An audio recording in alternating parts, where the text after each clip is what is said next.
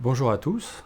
Comme vous le savez, l'actualité de l'industrie aéronautique reste fortement marquée par la crise sanitaire et ses répercussions historiques sur le transport aérien au niveau mondial. Le groupe Safran et Safran Landing Systems, qui dépendent principalement du marché de l'aviation civile, ne font pas exception.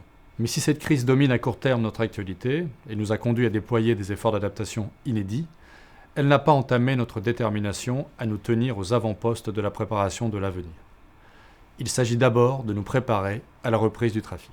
Nous espérons que les progrès de la vaccination permettront de commencer à bénéficier d'une reprise franche et généralisée au cours du second semestre. Même si nous n'anticipons pas de retour au niveau d'activité pré-crise, avant 2023 au mieux, nous voyons que la soif de voyager et de reprendre l'avion est toujours là dans les régions du monde où la situation sanitaire s'améliore.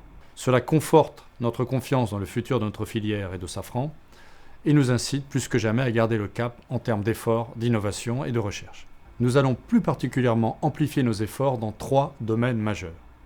La réduction de l'empreinte carbone de l'aviation, l'accélération de notre transformation digitale et du déploiement de l'usine du futur, et enfin le renforcement de la compétitivité de nos capacités de développement et de production, notamment en France.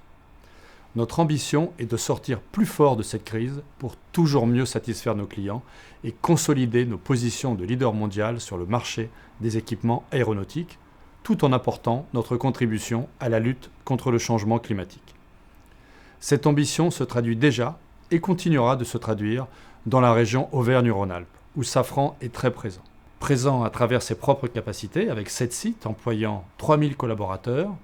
Citons par exemple le site de Villeurbanne de Safran Landing Systems, dédié au développement et à la fabrication de freins carbone pour les avions civils et militaires. Safran y est aussi un pourvoyeur d'activités auprès de plus de 400 fournisseurs, totalisant un volume d'achat de plusieurs centaines de millions. Notre groupe y trouve en effet depuis des années un écosystème favorable aux activités industrielles, tant pour la recherche que pour la production. Nos activités de freins carbone peuvent ainsi s'appuyer sur des centres de formation et des laboratoires au meilleur niveau dans les filières de la chimie et des textiles techniques. Nous pouvons aussi compter sur le soutien continu de l'État, de la région et de la métropole lyonnaise, d'autant plus appréciable dans cette période de crise. Cela nous permet de confirmer nos projets d'investissement malgré les difficultés du moment. Citons le nouveau centre de recherche en électronique que Safran Electronics and Defense est en train d'implanter à Valence. Citons bien sûr notre projet de nouvelle usine de freins carbone à Feyzin. Il représente un investissement de plus de 200 millions d'euros, associé à un programme de recherche de 30 millions qui mobilise d'ores et déjà des laboratoires et des entreprises régionales. Nous parlons ici sans doute du projet industriel le plus ambitieux de Safran au cours de cette décennie.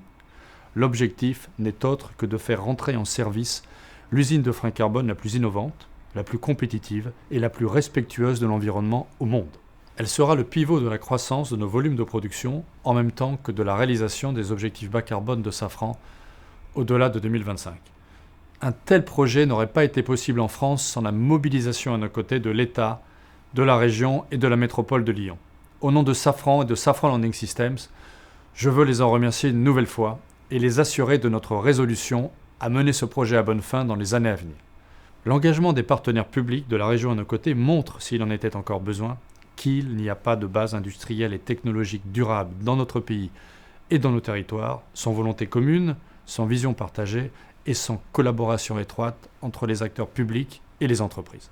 Singulièrement dans une compétition mondiale entre nations et entre entreprises qui n'a jamais été aussi intense dans les filières stratégiques, dont l'aéronautique et le spatial. Cela, on l'a bien compris dans la région Auvergne-Rhône-Alpes, région qui aime, qui accueille et soutient l'industrie, aujourd'hui comme hier. Le Virtual Aerospace Show, organisé par le cluster Aerospace, est un nouveau témoignage de cela. Merci à son président, Franck Colcombé, d'avoir pris cette initiative à laquelle Safran se réjouit de s'associer. Merci à la région et à son président Laurent Wauquiez de l'avoir encouragé et soutenu. Votre région a bien vocation à être l'une des bases importantes de la préparation de la montée en puissance de la reprise pour Safran et Safran Landing Systems. Nous sommes confiants et impatients avec nos équipes et nos partenaires en Auvergne-Rhône-Alpes, de voir cela se concrétiser bientôt. Alors, restons mobilisés et soyons prêts ensemble.